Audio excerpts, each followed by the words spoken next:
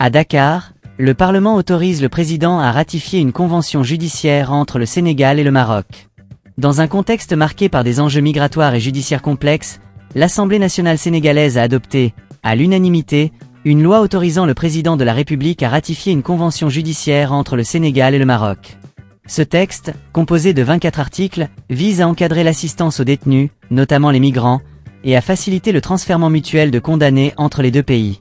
Bien que cette convention ait suscité des débats animés, notamment en raison de la présence au Maroc de l'ancien président Macky Sall, les députés ont tenu à clarifier que cette loi ne le concernait pas directement. Une convention pour renforcer la coopération judiciaire.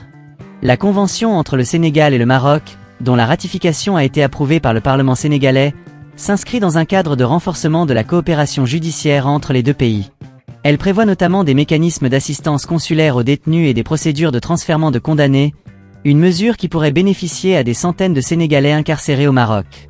Selon les estimations, près de 300 Sénégalais sont actuellement détenus dans les prisons marocaines, tandis que la communauté sénégalaise au Maroc compte environ 200 000 personnes.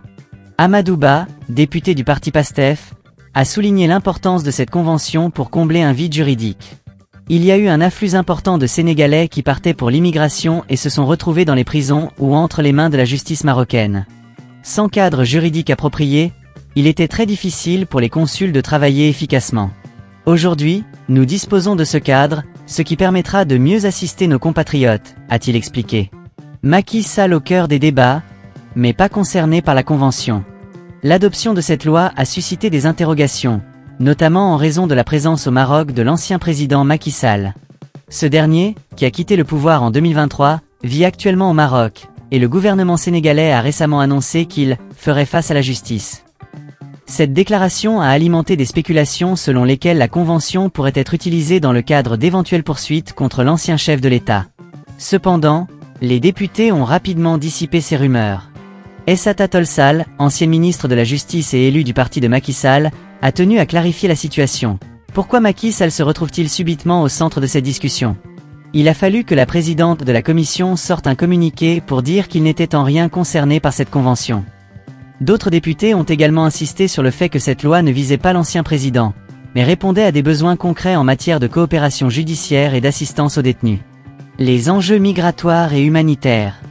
La convention entre le Sénégal et le Maroc intervient dans un contexte où les questions migratoires et humanitaires sont plus que jamais d'actualité. De nombreux Sénégalais, cherchant à rejoindre l'Europe, transitent par le Maroc, où ils sont souvent confrontés à des conditions de détention difficiles. La Convention prévoit des mesures pour améliorer l'assistance consulaire aux détenus, notamment en garantissant un accès régulier au consulat et en facilitant les échanges d'informations entre les autorités judiciaires des deux pays. Cependant, certains députés ont exprimé des préoccupations concernant les Sénégalais détenus dans d'autres pays, notamment en Espagne et en Mauritanie. Quelle assistance est prévue pour les mineurs sénégalais détenus en Espagne ou pour les 400 Sénégalais incarcérés en Mauritanie, ont-ils demandé. La ministre des Affaires étrangères et des Sénégalais de l'extérieur, Yacine Fall, a répondu que des discussions étaient en cours avec les autorités mauritaniennes. Elle a également fait part de son indignation face aux traitements inhumains subis par les Sénégalais en Mauritanie, tout en soulignant les efforts déployés pour améliorer leur situation. Une coopération renforcée entre le Sénégal et le Maroc. La ratification de cette convention marque une nouvelle étape dans la coopération entre le Sénégal et le Maroc, deux pays qui entretiennent des relations historiques et culturelles profondes. Le Maroc, qui accueille une importante communauté sénégalaise, est également un partenaire économique et politique clé pour le Sénégal. Cette convention judiciaire s'inscrit dans une dynamique plus large de renforcement des liens bilatéraux, qui inclut des accords dans les domaines de l'éducation, de la santé et de la sécurité. Pour les autorités sénégalaises, cette convention représente également une opportunité de mieux protéger les droits de leurs citoyens à l'étranger. En encadrant les procédures de transfèrement de condamnés et en améliorant l'assistance consulaire, le Sénégal espère réduire les cas de détention arbitraire et garantir un traitement plus équitable pour ses ressortissants. Les réactions de la société civile. L'adoption de cette loi a été accueillie avec un certain optimisme par la société civile sénégalaise, qui voit une avancée importante pour la protection des droits des migrants et des détenus. Les organisations de défense des droits de l'homme ont salué les efforts du gouvernement pour renforcer la coopération judiciaire avec le Maroc, tout en appelant à une mise en œuvre transparente et efficace de la Convention. Cependant, certaines voix critiques ont exprimé des réserves quant à l'efficacité réelle de cette Convention. Elles soulignent que, malgré les bonnes intentions, les défis pratiques liés à la détention des migrants et à leur transfèrement restent considérables. Les conditions de détention dans les prisons marocaines, souvent décrites comme précaires, ainsi que les obstacles bureaucratiques, pourraient limiter l'impact de cette convention. Les perspectives d'avenir. La ratification de cette convention ouvre de nouvelles perspectives pour la coopération judiciaire entre le Sénégal et le Maroc. Elle pourrait servir de modèle pour d'autres accords similaires avec des pays de transit ou de destination des migrants sénégalais. En renforçant les mécanismes d'assistance et de transfèrement, le Sénégal espère non seulement améliorer les conditions de vie de ses ressortissants à l'étranger, mais aussi dissuader les départs clandestins en offrant des alternatives plus sûres et plus légales. Pour le Maroc, cette convention représente également une opportunité de renforcer son rôle en tant que partenaire clé dans la gestion des flux migratoires en Afrique.